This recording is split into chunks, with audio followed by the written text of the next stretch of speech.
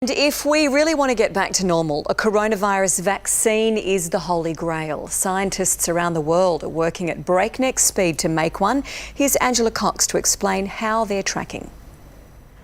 Mel, right now there are more than 100 different groups working on a vaccine. About half a dozen are already doing clinical trials. Let's take a look at some of the more promising ones. Firstly, here in Australia, the University of Queensland is working with Melbourne's Peter Doherty Institute. Researchers have carried out the first comprehensive preclinical trials involving animals. They say tests on mice have yielded promising results and hope to test humans by the end of this month. But they warn the earliest they could deliver a vaccine would be early next year and concede that's an incredibly ambitious timeline. In a separate study, a Perth-based clinical research company is set to trial a potential vaccine and will be seeking volunteers in the next 2 months. In Germany, 12 people have already received a potential COVID-19 vaccine. The German researchers are working with pharmaceutical giant Pfizer, which will begin testing the experimental vaccine in the US as early as next week. But in the worldwide race for a vaccine, the UK is out in front. Oxford University has started the first proper human trial in Europe. They had a head start because they'd already started work on inoculations for other viruses, including one very similar to COVID-19. The experimental vaccine's been tested on monkeys and has reportedly protected them from coronavirus.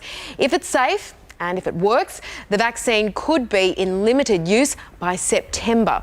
Earlier, I spoke with one of the volunteers involved in that trial. Simeon Corti, thank you so much for joining me. You're one of the guinea pigs for the Oxford University trial. I think you're quite brave. Are you feeling nervous? I don't consider it brave, and I'm not really nervous. No, I'm more excited. Did they warn you at all that it could be dangerous? They developed this vaccine from a coronavirus that chimpanzees can get. So they know it's safe to use in humans because it can't grow in humans. And they've genetically modified that with a spike protein to make it look a bit like COVID, but it's not exactly that. So I'm not being injected with COVID-19.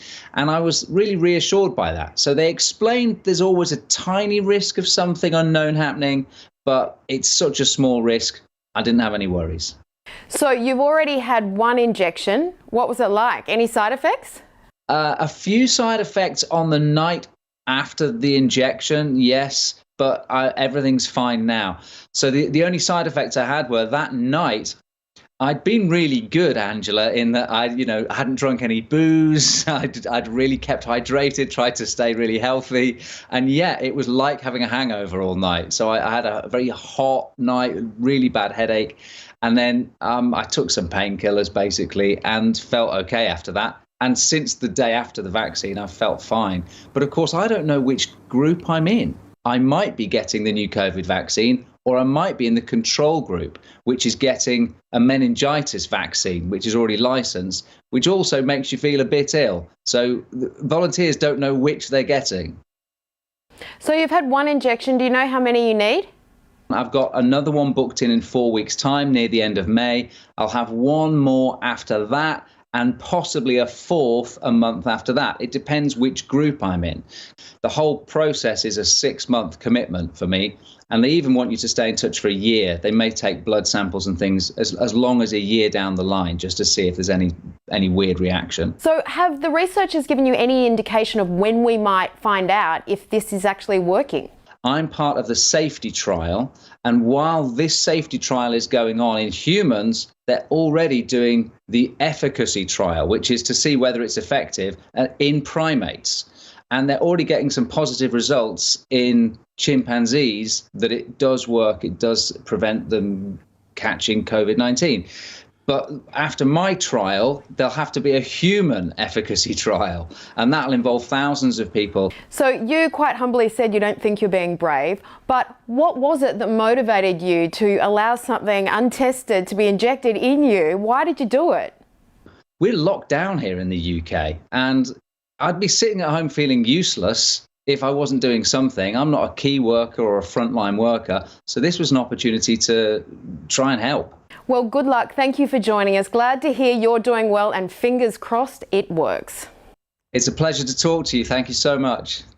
Mel, if this experimental vaccine is approved, they won't be wasting any time getting it out to the world. Oxford University has just struck a deal with a pharmaceutical giant to mass produce the vaccine on a not-for-profit basis and roll it out straight away. Oh my gosh, so promising. All right, fantastic. Thanks, Angela.